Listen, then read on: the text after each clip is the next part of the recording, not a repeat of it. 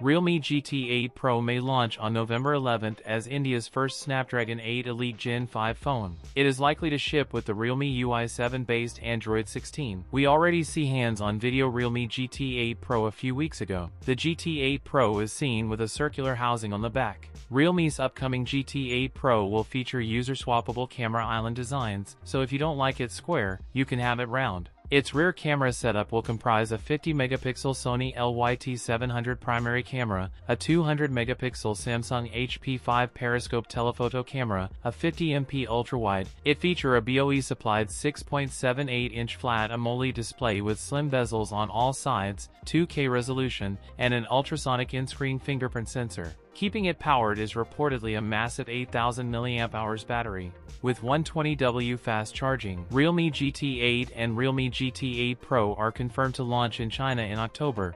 That's it for today's video. If you enjoyed it, don't forget to like, comment, and subscribe for more content. Thanks for watching, and I'll see you in the next one.